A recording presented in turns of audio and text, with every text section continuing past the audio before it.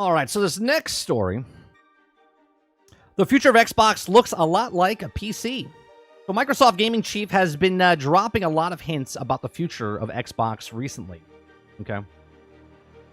It says, when I reviewed the Xbox Series X nearly 4 years ago, I called the console a next-gen PC.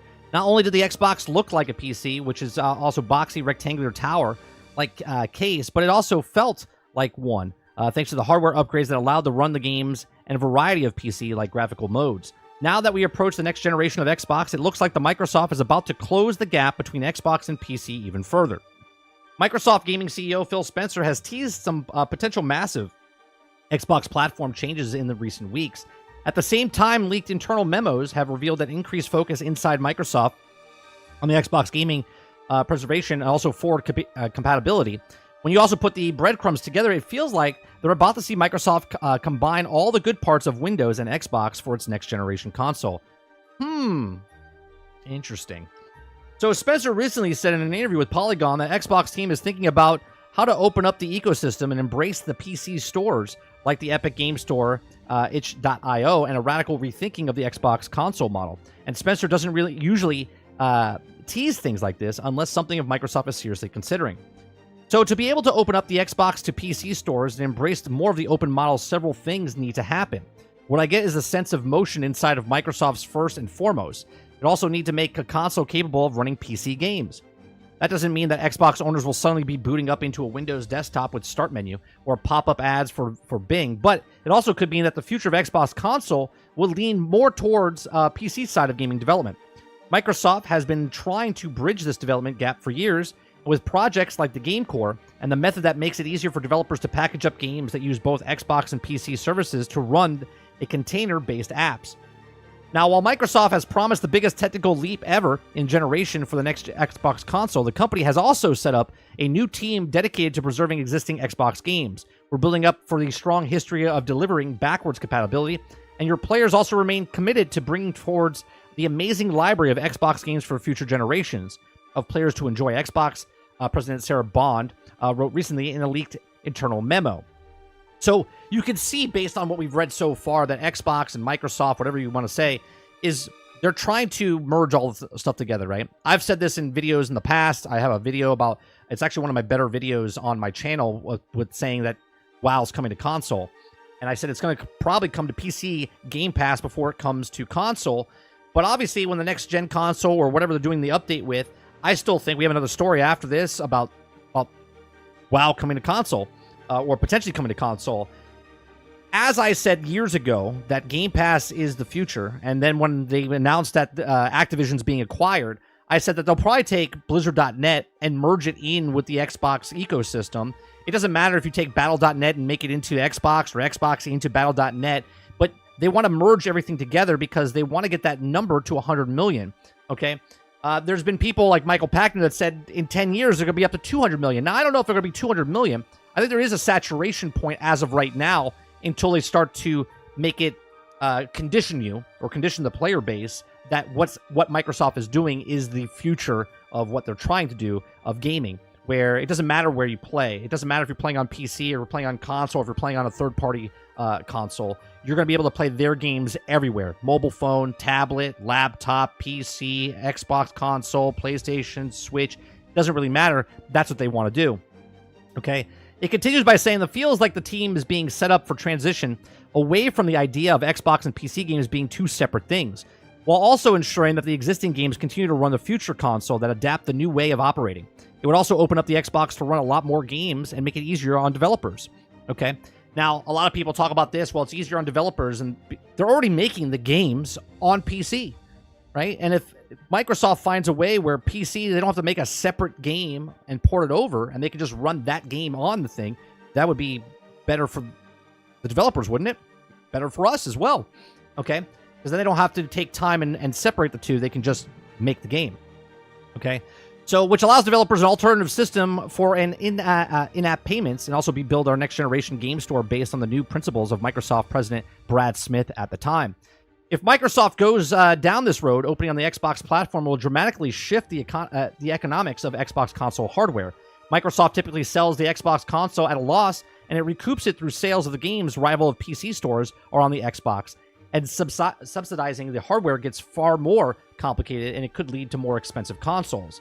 Now, Spencer admitted that in the interview with Polygon recently that subsidizing the hardware is more of a challenging in today's world, a pricey components of the lack of overall console market growth, to think that they also are the barriers. What are the things that create friction in today's world of creators and players? And some of that can also be a part of opening up the model, asks Spencer.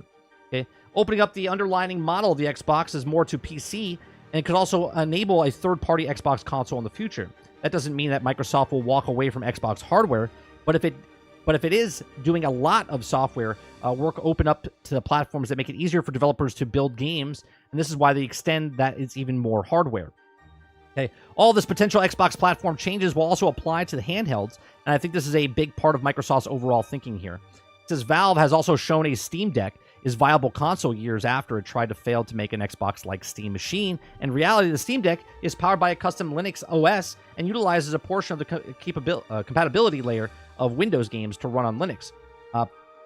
Proton also has been key to making the Steam Deck a success because without the developers, they would also have to do a lot more work port their games to Linux.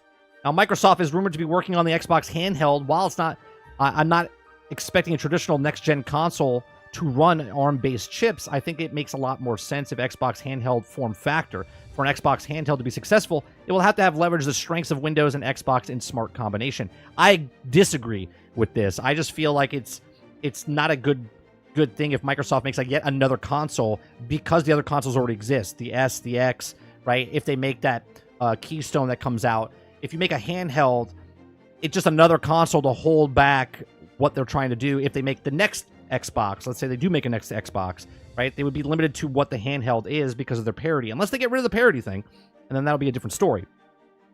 So on the Vergecast, I recently discussed an idea of the Xbox handheld would also run Windows as a core, but never expose it to you to look like and feels like an Xbox console. But if you want to run Steam games or Xbox games, you can.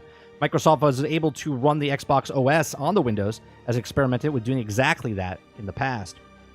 Okay, the Steam Deck might have only sold a few million units so far, but it represents the biggest threat of Xbox consoles and Windows-based PC gaming ever. Valve has also managed to create a console-like experience for PC games. It's also the access to all Xbox and PlayStation exclusive games through the Steam store.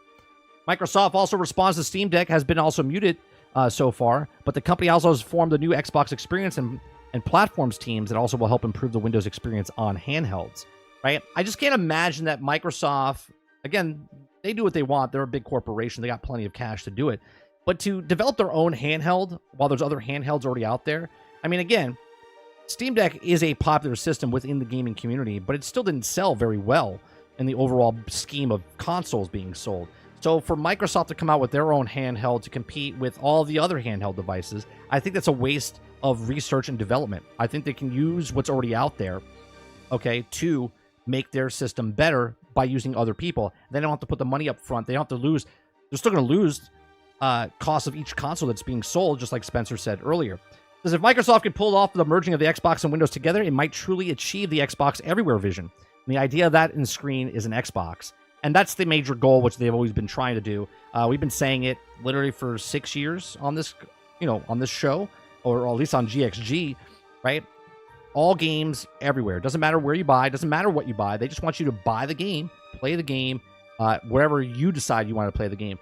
Look, I think this is exactly what's going to happen. I think this makes sense from a business standpoint. Microsoft is third place in the console market, but they can be second place or first place in the other market, which is billions of people instead of just hundreds of millions of people, right? If there's 250 million to 350 million people that only play console games, which is the Switch, the PlayStation, and the console of Xbox, and there's 3 billion devices out there, not including the actual Xbox, PlayStation, or Switch, just the other devices with the iPhone, with the tablets, with the Androids, the laptops, the PCs, right? That's a much bigger market for them to get third place in if they choose to do that, then because businesses have to keep making costs, or profits go up. And the only way they're doing that is by opening it up to a bigger market. Hence why I said that PlayStation games will come day and date on PC and also on PlayStation, because that opens up to a bigger market for them on day and date, not waiting 2 years and then putting it out like Ghost of Tsushima or Spider-Man or God of War or all those other games, right?